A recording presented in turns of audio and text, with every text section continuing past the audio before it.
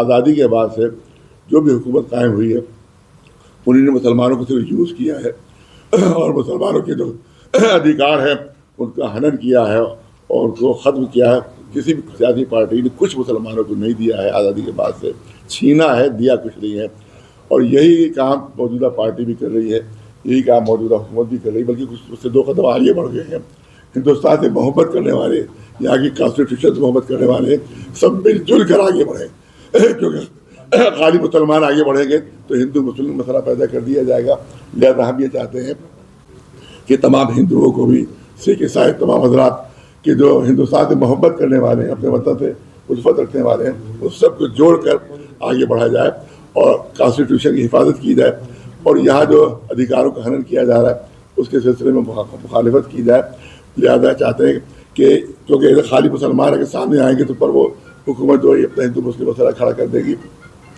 لہذا اب جو کانفرنس آگے ہو اس میں تمام دھرم کے لوگوں کو شامل کر کے اور یہاں پر بلایا جائے, اور اس کے بعد پھر ان کے ذریعے بات آگے بڑھائی جائے. اور جو بھی کمیٹی بنے اس میں خالی مسلمان نہ ہو بلکہ دوسرے دھرم کے اور دوسرے مذہب کے جو اچھے لوگ ہیں اس کو بھی شامل کیا جائے, تاکہ جو ہمارے کٹر پنتھی ہیں وہ اس ملک کے وہ اس سے کوئی فائدہ نہیں اٹھا سکے. لہٰذا ہماری گزارش یہی ہے, خاص طور سے جو شہروں کے نام بدلے جا رہے ہیں اس کی بھی ہم مخالفت کرتے ہیں کہ آپ اپنا شہر بسائیے, اس کا جو چاہے نام رکھیے. جو ہمارے بزرگوں نے شہر بسائے ہیں آپ کو کیا حق حاصل ہے کہ وہ شہروں کے نام آپ تبدیل کر دیں. لہٰذا اس کی بھی ہم مخالفت کرتے ہیں. اسی طرح سے جو عدالتوں کا ہنن ہو رہا ہے اس طرح سے کہ بغیر عدالت کے حکم کے بلڈوزر چل جاتے ہیں, اور اس کے بعد جو بھی الزام جو بھی پولیس رکھتی ہے ان کو ان کے مکانوں کو مسمار کر دیا جاتا ہے.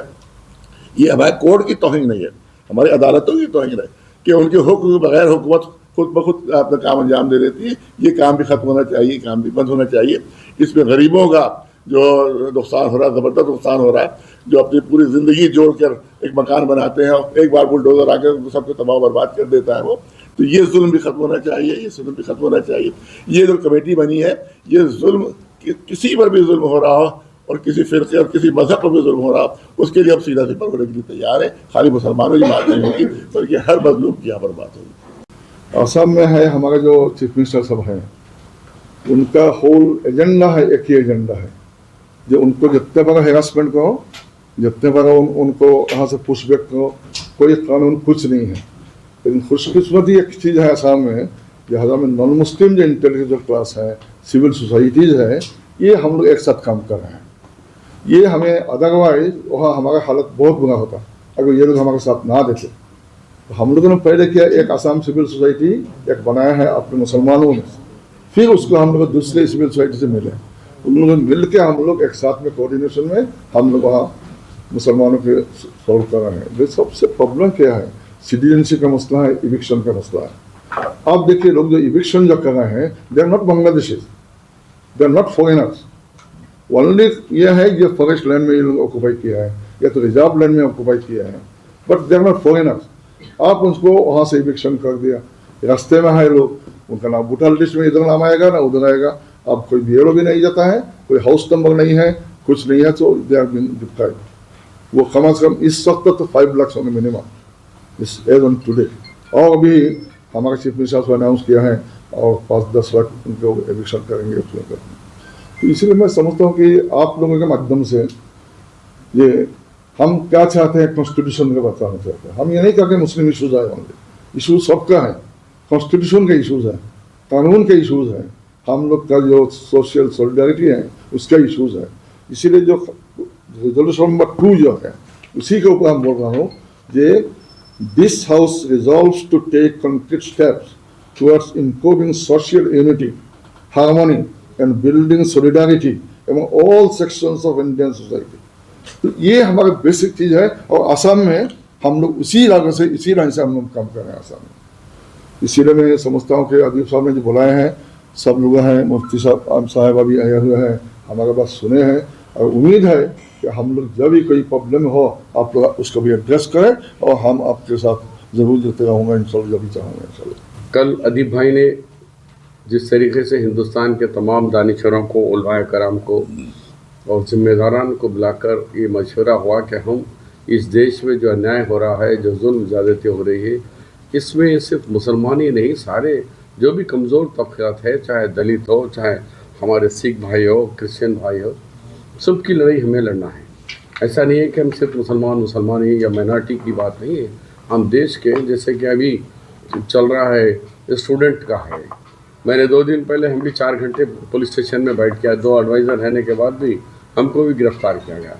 तो हमारी लड़ाई हम सब मिलके लड़ना है। जो आज रिजोल्यूशन हमारे सलमान भाई ने रखे हैं, हम उसकी तायद करते हैं और हम आगे चलकर हम सब की बात करेंगे। जहाँ जिसको भी हो रहा SIR है, उसमें मुसलमानों के साथ गैर मुस्लिम के भी नाम निकाले जा रहे हैं और नॉन मुस्लिम भाई, उनके लिए भी हमें फाइट करना है, उनके नाम भी इंदराज करना है। हमने तेलंगाना में जब सेंटर बनाए हैं, ये कहीं ने रखा कि सिर्फ मुसलमानों के लिए नहीं, सारे लोगों के लिए सेंटर्स में आपकी मदद करेंगे, फॉर्म भरा के देंगे, सबको मिलाएंगे, ताकि डिफरेंस ना हो कि किसी एक के लिए हम कर रहे हैं। तो बहरहाल ये अच्छा मुँह है कि हम सबके साथ में हैं। इस वतन के तमाम भाई जब देश की स्वतंत्रता के लिए जब लड़े हैं, मिल के लड़े, तेलंगाना के लिए भी हम मिल के लड़े, आज भी हम देश की गरीबी के लिए, नाइंसाफ़ी के लिए, कॉन्स्टिट्यूशन को बचाने के लिए हम सब मिल के लड़ेंगे। नफरत का माहौल बना दिया गया है। लोग अपने मुस्तकबिल के बारे में परेशान हैं। ख़ास तौर पर भारत में मुसलमान अपनी जान, अपनी माल, अपनी इज़्ज़त, अपनी इबादत गाहें, अपने दीन, इन सब को लेकर परेशानी महसूस कर रहे हैं। अभी यहाँ जिक्र किया गया कि जो यूनिवर्सिटी है रामपुर में, मौलाना मोहम्मद अली जौहर यूनिवर्सिटी, उसको इन्हेदाम करने की, मिसमार करने की बात हो रही है। तो लिंचिंग हो या यूनिफॉर्म सिविल कोड हो या डिमोलिशन की बातें हों या SIR के ज़रिए से नामों का इखराज हो, यह सब देश के अंदर मुस्लिम कम्युनिटी को एक खौफ में, परेशानी में और उनके मुस्तकबिल को गैर यकीनी बनाने की कोशिश की जा रही है। ये असल मसला है। बेशक देश में सारे जो लोग हैं सबके मसाइल हैं और यहाँ जितने लोग बैठे हैं वो मुसलमानों के अलावा दीगर लोगों के सबके मसाइल पे बात करना चाहते हैं। लेकिन देश का अगर मुसलमान यहाँ कमज़ोर होगा, बेवज़न होगा, तो दुनिया भर में देश बदनाम हो रहा है। जो लोग देश में मुसलमानों को नुकसान पहुँचा रहे हैं, दुनिया भर में देश को नुकसान पहुँचा रहे हैं। तो इस बात की कोशिश है कि हुकूमत इस पर मुतवज्जे हो, सदर जमहूरिया मुतवज्जे हो, चीफ जस्टिस मुतवज्जे हो, मौजूदा हुकूमत मुतवज्जे हो और देश में ऐसा माहौल लाया जाए कि जस्टिस की हुक्मरानी हो, कानून की हुक्मरानी हो। अब जो कुछ सड़कों पे दिल्ली में हम देख रहे हैं, जनजी जो है सड़कों पर अपने हुकूक के लिए लड़ रहे हैं।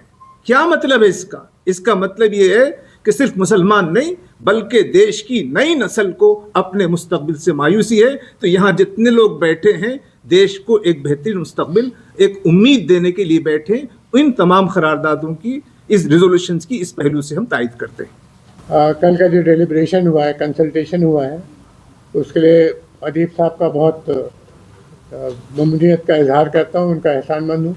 बहुत संजीदगी से बातें हुई और बहुत अच्छे नताइज निकाले गए हैं। मुझे इस पहलू पर आपकी तवज्जो मबजूल करानी है कि हिंदुस्तान में सरकारी आंकड़ों के मुताबिक, सरकारी सर्वेस के मुताबिक मुसलमानों की जो तालीमी, इकनॉमिक और पॉलिटिकल हालत है वो हिंदुस्तानी दलितों से भी नीचे है।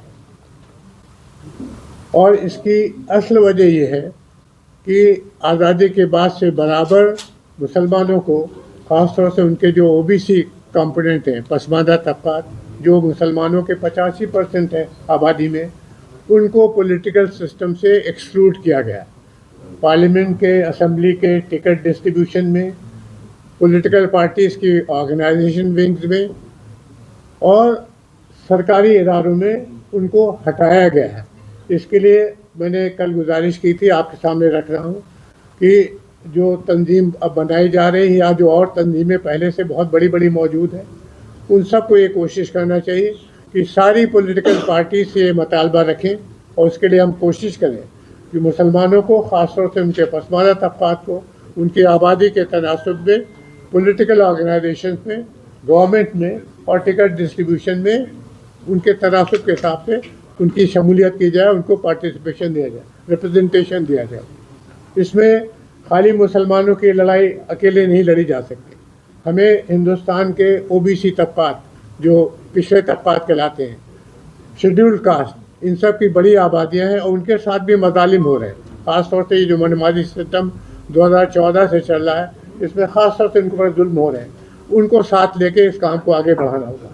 इसमें आखिरी चीज़ ये अर्ज़ करना चाहता हूँ कि आर्टिकल 341 पे जो मज़हब की शर्त 1950 में लगाई गई, उसकी वजह से मुसलमान दलितों को पॉलिटिकल रिप्रेजेंटेशन से हटाया गया। उसको हटना चाहिए। उसमें आर्टिकल 14, 15, 16 और 25 की सरीहन खिलाफ वर्जी है। इसके लिए रंगनाथ मिश्रा कमीशन ने ये बात कही है, नेशनल कमीशन फॉर माइनॉरिटीज ने ये बात कही है, नेशनल शेड्यूल्ड कास्ट कमीशन ने ये बात कही है, और कम से कम 4 रियासतों ने, यूपी, बिहार, आंध्र प्रदेश और बंगाल की असेंबलीज ने रेजोल्यूशन पास किया है कि इस मज़हब की शर्त को खत्म होना चाहिए। मैं आपके ज़रिए पूरे हिंदुस्तान के समझदार लोगों से दरख्वास्त कर रहा हूँ कि हमारा कॉन्स्टिट्यूशन कम से कम 150 साल की जंग आज़ादी में कुर्बानियों के बाद बनाया गया और वो नेशनल कंसेंसस है। अगर थोड़े से लोग जो 15% से ज़्यादा नहीं आबादी में, और उनकी सोच मनवादी है और वो सिर्फ अपर कास्ट के उन तबकों की नुमाइंदगी करना चाहते हैं जो एक ख्वाब देख रहे हैं कि डेमोक्रेसी कमज़ोर हो जाए और उन्हीं की हुकूमत बनी रहे, जबकि मेजॉरिटी 85% गरीब और कमज़ोर है और अनरिप्रेजेंटेड है। तो इस सिस्टम को हटाने के लिए हमें कॉन्स्टिट्यूशनल वैल्यूज़ को स्ट्रेंथन करना पड़ेगा। बड़ी खुशी की बात है कि कई बड़ी पॉलिटिकल पार्टीज़ ने इसको आगे बढ़ाने की कोशिश की है। इसमें काशी राम जी से लेकर राहुल गांधी जी का नाम है, जो जिसकी संख्या बढ़ी उसकी उतनी हिस्सेदारी के मजमून को आगे बढ़ाए। Thank you very much.